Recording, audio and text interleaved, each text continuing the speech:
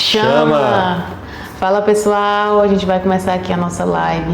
Tira dúvidas e dicas, experiências do nossa trajetória aqui na área de serviço de instalação de energia solar.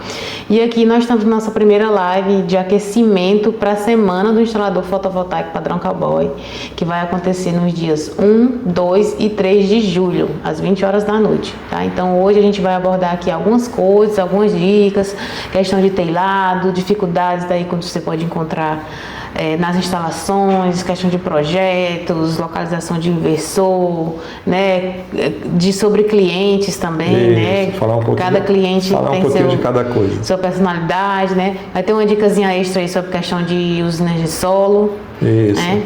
E é isso, vamos começar aqui, né, Cowboy? E vamos arrochar. Cuida. A gente vai bater um papo aqui com o Cowboy, falar um pouquinho dos desafios nesses 8 anos de carreira, os desafios mais encontrados e a solução, né? Como que ele consegue solucionar essas questões, né? Esses desafios da melhor maneira possível. Pronto, a gente vai falar um pouquinho das dificuldades que a gente encontra na parte de projetos, né? Na parte de telhados, na parte de instalação dos inversores, na parte de tubulações, na parte da usina, a gente já tem mais problema com a questão do solo, né? Parte de conexões também. A gente vai tentar aqui falar um pouquinho de cada, né? Se a gente for inventar de falar de tudo, a gente vai passar aqui dia e noite. Então vamos focar em alguns assuntos aí, então, né? Isso aqui. Eita, menina. Chama. Então a gente vai falar aqui um pouquinho dos desafios técnicos do local da instalação, parte de telhado, certo? Ok. Então, primeira pergunta: como agir quando o telhado está deteriorado? Né? Quando o telhado não está em boas condições. A gente fala deteriorado, vamos dizer que seja telhado, vamos focar para o telhado. Vamos dizer que seja um telhado de madeira, né? A estrutura lá seja de madeira, telha colonial ou telha fibra-cimento. Que telha colonial? Vamos falar que seja telha cerâmica, né? E que seja também fibra-cimento, que é a parte. Vamos focar na questão de telhado de madeira, né? De madeiramento, onde a estrutura que está lá para o cliente seja de madeira. Os maiores desafios que a gente encontra é quando a gente chega que a madeira tem cupim, ou que a madeira tenha a baixa inclinação, também que é muito comum, né, mediante o tipo de telha que vai ter lá, e também aqueles como é que eu posso dizer, aquelas... Telhado americano, que chama? Não, que tem aqueles buracos no telhado, né, onde tem aquela madeira selou e ficou aqueles relevos, né, no telhado, que aí dificulta de você deixar os painéis alinhados, certo? Mas vamos lá, quando você encontra um telhado do cliente em que tem alguma coisa com cupim, um exemplo, ripa e um caibro, né? Se for uma linha, aí fica complicado, mas enquanto for caibro e ripa, a gente não consegue contornar. Dependendo da situação. Dependendo da situação, mas um exemplo, quando você chega que você mediu e o ponto ali deu certinho, quando você abriu o telhado do caibro estava com cupim. Aí você contorna, instalando um outro caibro, né, ou adicionando uma estrutura entre um caibro e o outro, também pode ser isso daí, né, ou adicionando 2 estruturas, no caso 2 parafusos, vamos dizer que seja parafusos estruturais, você colocando 2 suportes, né, para compensar esse rapazinho que ficou no meio, que você acabou tendo que aumentar o vão.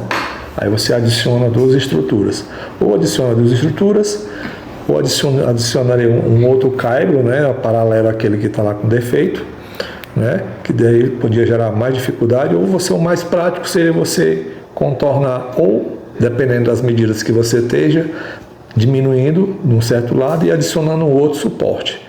Isso aí você consegue contornar um caibro, né? Nós estamos falando também que é alguns caibros, aliás, pouquíssimos caibros. Não dá para você fazer isso caso a casa do cliente esteja toda danificada com cupim. Porque, Até porque aí já é identificar a própria estrutura em si toda, né? Isso.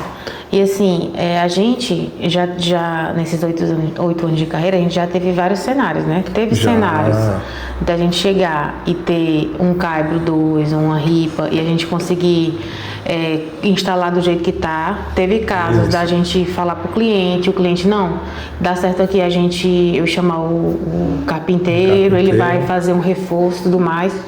E teve casos de não ter condições de instalar e ter que refazer, né? Ou ter que escolher outro telhado, porque ia ficar muito caro para o cliente. Isso, exatamente. Mas esse caso, a maioria das vezes, né, a parte da venda tem que verificar exatamente... essa parte é outro ponto que eu queria ver, né? Quando chega esse extremo em que a gente tem que ir para outro local, né, já é mais complicado, porque já tem todo um processo de engenharia rodando, né, então vai dificultar muito. Isso seria o último caso. É porque assim, tem algumas residências que é gesso, forro PVC, laje, e acaba que não dá para olhar por baixo, né, numa visita técnica na hora da venda o telhado. E acaba que quando o instalador chega na obra, que abre o telhado de esteira, vê a questão do telhado em si, né? Isso, mas na visita técnica, né, quando a gente vem com drone e tudo, se tiver alguma coisa muito prejudicada no telhado, a gente consegue observar com drone, né, onde a gente vai ver aquelas saliências bem maiores que vai ter no telhado, né, e se for um gesso ou se for um PVC, ele vai mostrar buchos, ele vai mostrar deformações. Então aí são dicas que você começa a perceber que a estrutura da madeira não está legal, né? Alguma coisa você já consegue perceber através disso daí. Quando você tem essas experiências, né, não chega ao extremo de você ter que mudar aí para outro local, que esse é um dos piores cenários, né, que atrasa totalmente a obra. E na questão da inclinação do telhado, que pode causar vazamento? Isso. Outra coisa também é quando às vezes você chega no cliente e a primeira dica, né, o cliente chegou e diz assim, a minha casa não tem vazamento nenhum, né? Essa aí já é a primeira dica, você já tem que se ligar. Opa, quando o cliente diz isso, pode ser um cliente malicioso, né? Que ele está exatamente já querendo lhe dizer que não tem, que depois que você instalar, ele quer que você volte para ajeitar as goteiras dele. Então, isso aí, a partir desse momento, você já começa, que não precisa ser isso, você tem que chegar e já verificando toda a estrutura da residência, né? Verificando se já tem marca de vazamento. Se for forro de gesso, né? Se for forro de gesso já vai ficar marcado, né? Se for PVC também você vai começar a ver umas linhas nas paredes, porque normalmente o gesso ele não vaza aonde pinga, ele pinga num certo ponto. No caso o PVC. PVC. Aí ele pega a inclinação do PVC e vai descer normalmente nas paredes. Isso é o que normalmente acontece. Ou numa lâmpada, ou se for muito longo, ele realmente vai cair em outro local. Entendeu? Então, quando o cliente começa a falar, você já começa a observar, começa a fazer vídeos, fotos, né? E quando for na parte de cima, você já começa a fazer mais, dando um capricho a mais em verificar todo o telhado, porque infelizmente, depois que você colocar o sistema, se gerou um vazamento, você vai ter que voltar. Você não pode deixar o cliente na mão. Já é a dica, né? Começou a instalação antes de destelhar, já faz os vídeos de todo o telhado como é que estava antes. Faz vídeo e foto, né? Gerando aí e na mesma hora que você filmar, a dica é, filmou, enviou. Não pode filmar e deixar guardado, porque aí vai ficar difícil de você comprovar o horário com o cliente. Então, quando você já filma e já envia, né, automaticamente já ficou declarado que é aquele horário que você filmou. Então, também é uma outra dica. E sempre fazer uma filmagem no início da obra, tanto na parte da residência como na parte do telhado. Passou-se a manhã toda trabalhando, meio-dia se faz outras filmagens também. Por que essas filmagens de meio-dia? Porque normalmente no meio-dia você vai demonstrar que o telhado está aberto e você vai mostrar onde você abriu, para você poder estar andando e estar fazendo a instalação. Que às vezes você subiu para um lado, fez só aquelas duas linhas, instalou, e o vazamento que os clientes às vezes falam que são do outro lado. E como você não foi para o outro lado, como você tem as fotos e os vídeos, tem como você mostrar para ele, doutor, nem por aqui a gente foi, então aqui não faz parte da gente, né? Esses telhados coloniais, né? Isso, que você só destelha aquela área onde você vai andar. Isso, você não precisa destelhar o telhado inteiro. Isso, você só tira uma linha. Mas de preferência, né, fazer essas filmagens.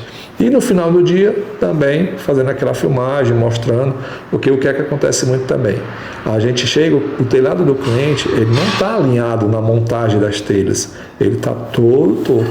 Só que quando você deixou do mesmo jeito, o cliente disse que estava perfeito. E aí, como é que você vai provar? Que você já tirou e já botou de novo. Então, tem que ter a filmagem última para você mostrar que deixou do mesmo jeito que estava. Então, antes, durante e depois. É isso aí. E outro ponto, né? Já chegou o momento da gente chegar na instalação. E aí, acabou, é outro ponto que a gente vai falar aqui, né? Você está sendo terceirizado, a empresa vendeu, lhe contratou para fazer o serviço. E aí ele passou toda a parte de projeto e tudo mais para você realizar a instalação. Porém, quando você chega no local, né? Porque assim, existem projetos e projetos que a gente recebe, né? Isso. Tem projetos que unifilar, né? Que existe o projeto unifilar e o projeto executivo, né? O projeto unifilar, você vai explicar o que é, e o executivo também. E aí, essa questão de você chegar no cliente e não estar batendo o projeto com a realidade do telhado. Isso, que acontece muito. Os projetos normalmente têm, principalmente as projeções, né? Não tem um casamento perfeito com as medidas. Né? A maioria das vezes a gente chega, a quantidade de painéis que está projetado naquele telhado, infelizmente não cabe. Né? Onde começa aí todo o nosso trâmite junto à engenharia, junto ao integrador que fez essa venda, para a gente contornar essa situação. Quando existem imagens, né, imagens no telhado para a gente trabalhar, a gente vai contornando, coloca os painéis deitados, um em pé, né? É por isso que a gente tem que sempre que ter uma estrutura que consiga fazer esses dois estilos de instalação, né? Que a gente consiga tanto instalar um painel em pé como deitado, que às vezes acontece isso. O Z não dá para fazer isso, o gancho Z? O gancho Z não. O gancho Z só consegue colocar os painéis. Não, hoje em dia já temos o Z que já consegue contornar essa situação. Né? Antigamente não, o Z só conseguir colocar os trilhos na horizontal. Né? Hoje em dia ele já vem com aquela virada assim, onde ele permite que você coloque a estrutura tanto para cima como os trilhos, tanto para cima como na horizontal, tanto na vertical como na horizontal. Então isso já se resolveu. Mas o problema é que a gente não, uma dificuldade pouquinho no Z, é que a gente não consegue explorar o máximo possível do telhado. Porque o Z, ele precisa remover, ele só consegue instalar o Z até a terceira telha do capote. Né? Acima desse você não consegue, porque você teria que remover a telha e você não consegue porque o capote ele fixa. Né? Ele fixa a primeira telha e a segunda, então você não consegue instalar nessa daí, ao contrário do parafuso estrutural, que aí você consegue, se for possível, instalar em cima do capote, você consegue fazer. Se existir um madeiramento passando por baixo, você consegue fazer isso daí, entendeu? Então, a gente fugiu um pouquinho do assunto. Na verdade, a gente deu segmento, mas acabou que deu uma volta muito grande. Aí voltando para o projeto, né? A parte de exatamente isso, a parte de execução, né? Onde as projeções não estão batendo aí com o telhado do cliente. E onde algumas vezes também não estão aí avaliando a questão de sombreamento, onde também a gente que vai fazer essa execução, a gente tem que prever isso daí. Né? No final das contas... Existem vários pontos que eu queria abordar aqui contigo, né? A primeira questão do projeto, né? Tem a situação de chegar a não caber no telhado, isso, a quantidade de painéis. E tem a situação também de, por exemplo, o projeto tá lá no projeto tem dizendo que tem 2 quedas, que tem tantos painéis numa queda, no string, e tantos painéis na outra queda do telhado no string. E aí quando você chega lá, tem tipo 3 quedas no telhado e o inversor só tem 2 MPPTs, né? Isso, ou vice-versa, né? Ou vice-versa. Às vezes o inversor tem 3 MPPT, né? E lá só tem 2 quedas, que aí também atrapalha também. Porque aí você não consegue dividir as quantidades, os telhados não permite que você divida em duas, aliás, em três, porque você só tem duas quedas. Só tem duas MPPTs. E só tem duas MPPTs. Aí você tem que, infelizmente, você vai ter que reduzir, né, a quantidade e rezar que se o telhado couber mais do que um terço de um lado e 70%, 30% do lado e 70% do outro, tudo bem. Mas se não, aí você vai ter que, infelizmente, aí, reduzir potência. A gente está falando aqui que, assim, vai acontecer e acontece, né? Quem já está na área já sabe disso, que acontece muito esses casos. E que às vezes dá, na maioria das vezes dá para contornar. Eu não sei se é só a gente que tem sorte, mas tem casos que não dá. Não, né? Vez ou outra não vai dar certo. Em alguns casos você não consegue 100%, você vai conseguir amenizar, né? Aí você contorna com micro, né? Instala em outro local. Mas você está falando na solução. Nas soluções. Mas chegou aqui, o cara já vendeu para o cliente e é isso aqui. Aí não dá para mudar. Não dá para mudar. Não dá para mudar. Esse inversor e essa quantidade de painéis. Isso. Então, o ideal para não acontecer isso é fazer um bom trabalho. Uma boa visita técnica, uma boa engenharia, né? E uma boa execução. Tem que ter esse casamento perfeito para que o sistema... você consiga entregar aquilo que você prometeu para o cliente. Sim. Né? Então, resumindo, a pessoa que está vendendo tem que entender um pouquinho, né? O engenheiro tem que ser realmente bom, tem que fazer toda essa parte de layout. É ideal que sempre tenha isso aí para evitar esses problemas. E quem está fazendo a execução que tem que realmente ter aí todo o seu gingado. Ele sempre fala que se a venda for mal feita e a engenharia também, a execução consegue aí contornar tudo. Mas se a venda for bem feita e a engenharia também e a execução não for legal, entendeu? Ele joga tudo isso aí por água abaixo, né? Incluindo também os equipamentos. Se os equipamentos forem realmente o melhor cenário de tudo, se a execução for ruim, joga tudo isso abaixo. E se tudo tiver uma certa situação complicada, mas se a execução tiver uma boa experiência e tudo, ele consegue contornar toda essa situação. Então, o instalador ele tem sim muita influência no resultado final de qualidade do serviço, né? Não importa. Pode ser que assim, existem várias marcas de equipamentos no mercado, né? Às vezes você pode estar trabalhando com a melhor marca, mas se a execução não for bem feita... Isso. O que acontece muito hoje em dia também é isso, né? Tem muita gente nem sabendo o que é que está vendendo, muita gente comprando sem saber o que é que está comprando, entendeu? E quem está salvando muito essa galera aí é a parte aí da execução. E, Cowboy, em questão de... tu chega lá num cliente, né, e vê que está tendo muito sombreamento nos painéis, no local definido. Tu tem alguma dica para contornar essa situação, que o instalador possa, né, conversar? Olha, aqui a gente percebeu que o projeto está...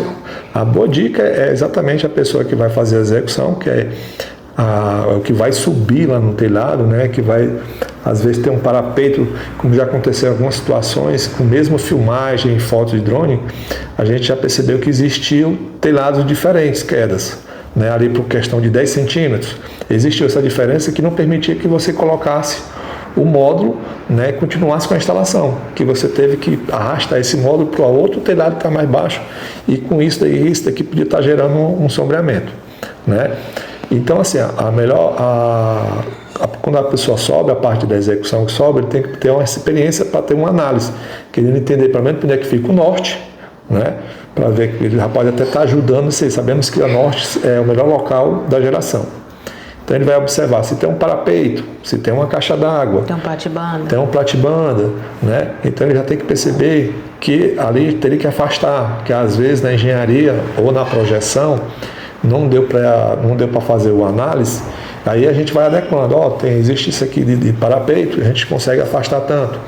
Então, também existem as dicas, se existe imagem, né? A gente sempre estamos falando aqui, caso existe um pouquinho de imagem para a gente poder trabalhar. Então, sempre vai ter uma dica. Se não existir, tiver 100% no aperto, aí, infelizmente, vai ter que ser instalado desse jeito e compensar com alguma coisa, com mais painéis em outro local. Porque, na verdade, assim, a gente está falando de situações que não foi feita essa análise antes, né? Isso, nós estamos porque, falando assim, exatamente isso. Quando a venda é realizada, o certo já é, se a empresa vê que existe um sombreamento, o ideal é fazer análise bem detalhada para ver se precisa colocar mais painéis para compensar a perca e atingir a necessidade do cliente. Exatamente. Tem que fazer uma análise. Resumindo, tendo uma boa projeção antes, né, uma análise de tudo antes, né, nada vai ser surpresa, né, tudo vai ter um encaixe perfeito e a execução também vai ser perfeita e o cliente também vai ter aí o bom resultado daquilo que ele exatamente foi prometido. Cowboy, já aconteceu de você instalar o sistema, tá lá os painéis tudo instalado, o inversor, você tá ali colocando o último MC4 lá no inversor. E aí o cliente chegar já lá 6 horas da noite já, ali tu tá nas últimas, 5h30 da tarde, e dizer que não quer naquele local. Que bicho horrível, não era aí que eu queria. Que bicho feio. Que bicho feio. Não queria, não imaginei que era assim e tudo. Eu não concordei. Então, já aconteceu realmente várias vezes, né? Até porque como a gente presta serviço para vários integradores, não tem como a gente controlar, né? A gente tenta amenizar, até porque um sistema para ser instalado, ele tem que atingir 2 requisitos, né? A gente fala que tem que ser esteticamente apropriado, né? E tecnicamente apropriado para o sistema. Nós temos que atingir os 2 cenários, esteticamente e tecnicamente. Tecnicamente, nós temos que atingir todas as obrigações que o fabricante exige para aquele equipamento, né, entre distanciamentos, altura, refrigeração e tudo. E esteticamente, deixar ele o mais discreto possível na casa do cliente. Isso também dependendo do cliente, que tem cliente que gosta de mostrar e tem cliente que não gosta, já tem cliente que é mais discreto, que se puder esconder dentro do armário, ele esconderia. Então depende de um cliente para o outro, mas a gente tem sempre que encontrar. E numa residência, você não pode só simplesmente ser enrijecido, você não pode chegar e dizer assim, vai ter que ser aqui, né? Você não pode chegar para o cliente e dizer isso, você tem que chegar para o cliente e dar no mínimo 2 opções.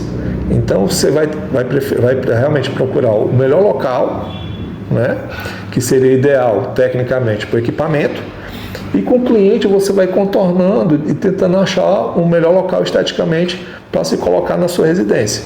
Quando você verificar que conseguiu achar a parte esteticamente junto com o cliente e tecnicamente com o inversor, esse aí vai ser o melhor local para se instalar o sistema. Conversa, tudo no jeitinho. E detalhe, a conversa jamais pode ser só com o dono da casa, né? O marido. O marido na história, né? A gente sempre tem que se escutar a esposa. A esposa que tem que dar a última tacada. A cartada final. A cartada final. Ela que tem que dizer, porque assim, que se ela não estiver gostando, né, daquele local, e como esse sistema vai passar ali o resto da vida deles ali, né, durante 25 anos, que a estimativa do sistema, tu imagina 25 anos a mulher ali no pé do ouvido do marido. Eu falei para ti que não queria aqui, que não era legal, que não estava bonito. Então, detalhe, escute sempre a patroa, né? A patroa realmente no final do dia... Fale com os dois, porque às vezes é o contrário, né? Às vezes é o marido que decide, então, a esposa não. Eu sempre, quando você achar o melhor local, bata fotos do local definido, né? Mostre para o cliente, tenha sempre fotos, né, de instalações que pareçam com esse mesmo local que você está e com o mesmo equipamento, mostre ambos. Né, é esse equipamento que vai ficar aqui, assim. Que vai ficar assim, dê exemplos de instalações, né, e de preferência, se tiver com você um documento que a cliente, já local definido, não sei o que, equivalente às fotos que foram batidas, show de bola, entendeu? Porque, incrível que pareça, se você não fizer todo esse cenário, você corre o risco, quando você tiver terminando a sua instalação, a cliente chega e diga que não gosta. E aí, meu amigo, depois dos cabos tá tudo cortadinho. Tá tudo cortado, aí complica bastante. Né? O cabo desanima, menino, dá um esmurecimento. quando se contorna para algum canto que não vai ter prejuízo, que dá para aproveitar os cabos e tudo, né, e as tubulações, aí até que vai, mas quando já passa para um local que vai ter que trocar cabo CC, vai ter que trocar cabo CA, aí complica muito. Então, para evitar essas coisas, uma boa conversa antes, né, junto ao cliente, junto ao integrador, evita esses problemas. Depois que a gente começou a abordar isso aí... Isso, depois parou, né? Isso, parou. A gente começou... Mas já aconteceu, já aconteceu muito. Já aconteceu, sim. A gente achava que era só alguns momentos isolados, mas não tem... Você acha que não, é que é a última vez, não vai acontecer mais não. Não vai acontecer mais não. Mas acontece.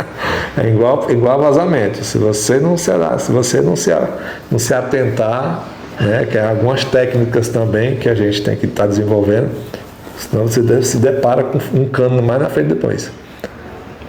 Tu falou no início do vídeo aqui que ia falar um pouquinho sobre a questão de usina, né, solo. Isso. Dá essa dica extra sobre questão de solo.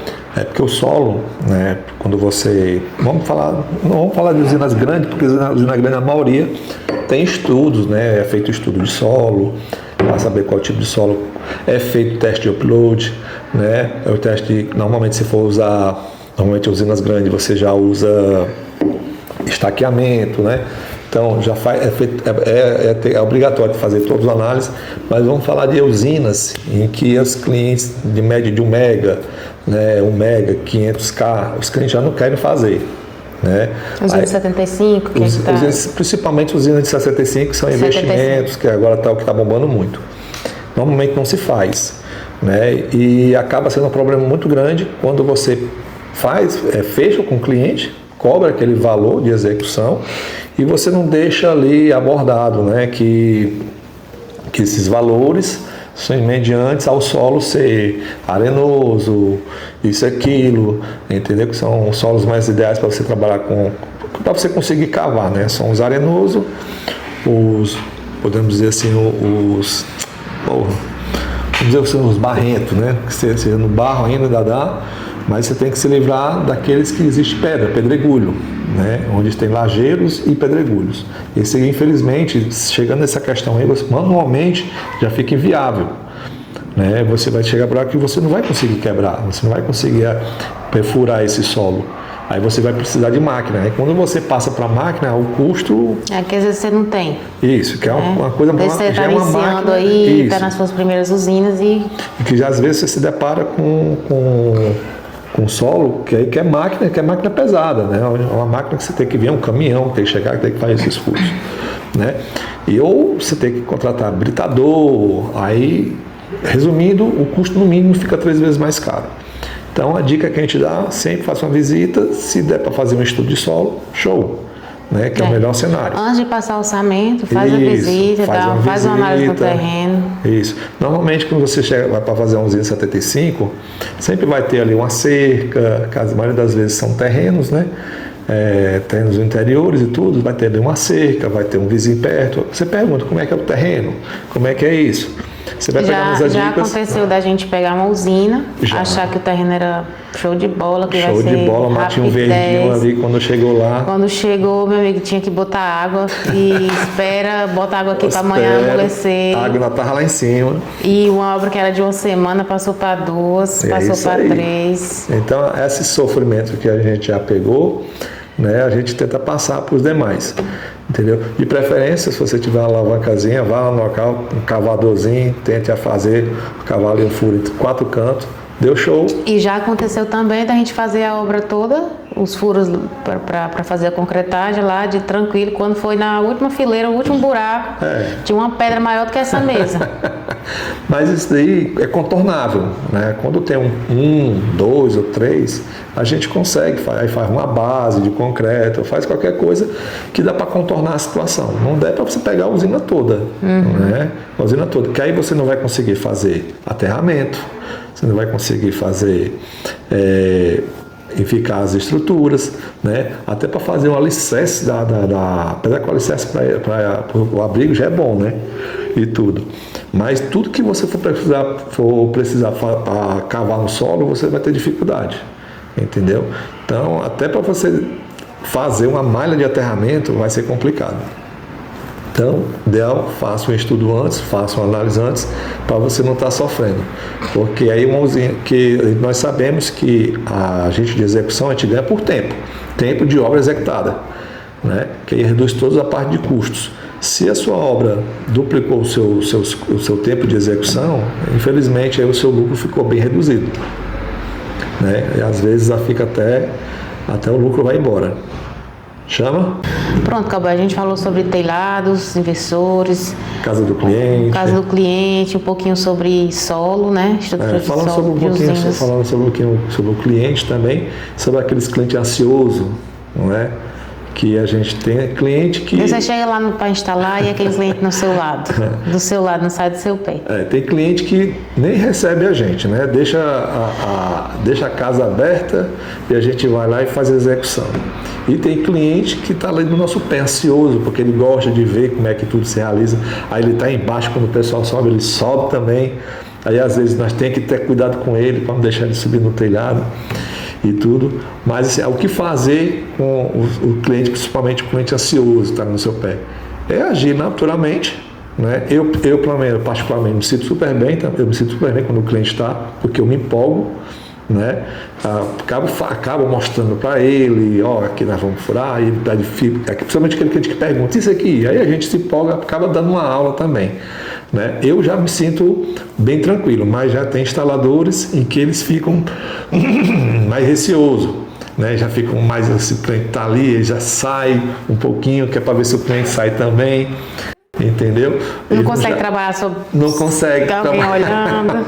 Olhando ali, a pessoa olhando, fazendo as coisas, já não consegue. Eu já me sinto super bem. Então isso aí para mim nunca foi problema. Né? Vai, continua. Aí agora você pode continuar. E aí vamos falar um pouquinho sobre o telhado metálico, né? Alguns desafios ou dificuldades que a gente possa encontrar. Isso. Hoje em dia, né, na estrutura metálica, o nosso maior desafio é saber se realmente aquela estrutura suporta ou não aquela capacidade, principalmente quando você vai colocar, praticamente usar o telhado todo, né, o metálico todo. Aí as principais dicas que a gente dá, primeiramente, fazer uma análise visivelmente, né? Porque às vezes você está falando mais assim, existe resistência também no telhado metálico, né? Dificilmente, existe, tipo essas casas de alto padrão e tudo. Existem umas casas, né, de alto padrão, existem casas de condomínio, em que a estrutura é toda metálica com fibrocimento, né, onde você tem que ter cuidado também. Às vezes você acha que é fibrocimento e madeira embaixo e compra a estrutura e quando chega lá não é. Então, primeira dica também, sempre perguntar ao cliente, né, mediante qualquer outra coisa, perguntar, o local é esse, aqui. Passa algum tipo de tubulação de água, de esgoto. Aí no caso de inversor já, né? Isso, falando um pouquinho de inversor. Né? Água, esgoto, alguma tubulação, alguma coisa. Normalmente, se o cliente acompanha a obra, ele sempre pode se lembrar de alguma coisa. Né? Perguntar para onde é que passa o primário, principalmente o primário. Né? O primário que eu digo é o quê? É o cabo que sai do quadro de distribuição que vai lá para o quadro de medição. Se esse cabo ele passa subterrâneo, se ele passa por uma parede, que isso também você já tem que saber, porque a gente tem que entender que se esse cabo, né, e a tubulação tiver algum problema, principalmente menos, alguma coisa assim, ele pode ser um problema para o sistema, né, futuramente. Então você também tem que perguntar tudo isso aí, tirar o máximo possível de informação do cliente. Okay? Certo. E voltando para a parte do telhado metálico, que eu estava falando, né?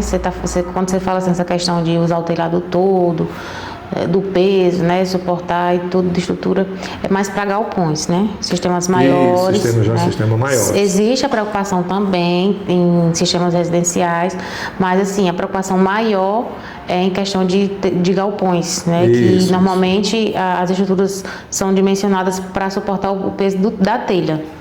E não do sistema solar. Que tem algumas estruturas, né, que o cliente faz só para suportar a telha. Né?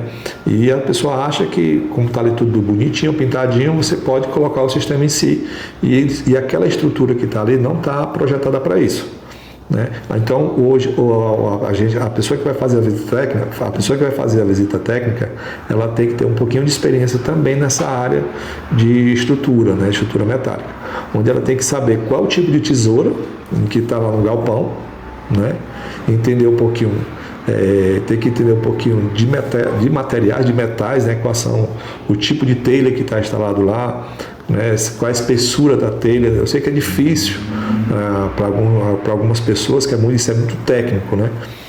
E ao verificar se a estrutura está no bom estado, né? Se ela está tendo aquelas manutenções a cada 5 anos, né? E tudo, porque às vezes a estrutura é enorme, né? Uma estrutura show, mas você verifica que a estrutura está estourando, né? Tem pontos de ferrugem e tudo. Então a estrutura está bem feita, está com a capacidade, está toda estruturada da forma correta, mas a estrutura tem corrosão, então ela acaba tendo um cenário muito, muito complicado. Então, o ideal é, a partir do momento que você analisar isso aí, né, já tecnicamente ver que dá certo o sistema, você chama um engenheiro calculista só para confirmar, entendeu? O que você está observando. Agora, automaticamente, se você vê que não tem condições nenhuma, já viu esses pontos de ferrugem, viu que a tesoura não é o ideal, entendeu? Você nem passa a seguir. Não corre o risco. Não corre o risco. Ou você chama um engenheiro calculista para ele analisar e fazer um reforço, né? Fazer um orçamento, entendeu? Se ficar viável para o cliente, show de bola, né? E se você observar que a estrutura também não está em boas condições, chamar um engenheiro calculista, que automaticamente ele vai avaliar e ele é que vai dar o tipo de reforço que vai ser necessário. Ele vai determinar. E também fazer o orçamento para o cliente. Então, com os orçamentos de estrutura e tudo confirmado com o engenheiro calculista, pronto, você pode instalar seu sistema sem perigo nenhum. Mas lembrando, se instalou o sistema, não é porque instalou o sistema que o rapaz disse que estava show, você tem que esquecer, não. Tem que continuar dando as suas revisões aí no telhado a cada 5 anos, no mínimo a cada 5 anos. Entendeu? Tem que orientar o cliente a isso. Isso, porque a gente vê que tem muito galpão caindo aí, se tem uma placa em cima, né? E tem muito galpão caindo com os painéis em cima que as pessoas acham que foi por causa do sistema. E não é necessariamente, é o sistema em si, falta de manutenção no galpão. Entendeu? Entendi. É isso aí. Eu espero que eu tenha dado aí umas boas dicas. Então é isso, Cowboy. Finalizamos aqui, colocamos alguns pontos, né? Alguns pontos nos is. Tiramos algumas dúvidas, damos algumas dicas, né, de situações que a gente encontra aí no dia a dia. Exatamente, passei um pouquinho aí da minha experiência, né, do que a gente já pegou, apesar que a gente já viu muita coisa, né? É muita coisa. A área de serviço, né, é muito ampla, então todo cliente é um cliente único, um cliente específico, quando você vai chegar e a gente ainda vai se deparar com coisas novas, né? Isso, e a gente vai se adaptando e vai se adequando aí às novas necessidades do mercado, né? Exatamente. Que todo dia a gente aprende alguma coisa, entendeu? Como as instalações, elas são personalizadas, né? Cada casa é uma casa diferente, cada estrutura é uma estrutura diferente e tudo, praticamente as estruturas são iguais, mas em locais diferentes, de maneiras diferentes. Então, todo dia a gente aprende alguma coisa a mais. Entendeu? Isso aí. Então a gente finaliza aqui a nossa primeira live aqui, tira dúvidas do nosso aquecimento para a semana do instalador fotovoltaico padrão Cowboy, que a gente vai ter aí no dia 1, 2 e 3 de julho. Certo, às 8 horas. É isso aí. Então, estamos fechando aqui, amanhã tem mais. E é isso daí, Cowboy. Chama. Chama. Vamos pro chama. Chama. Valeu.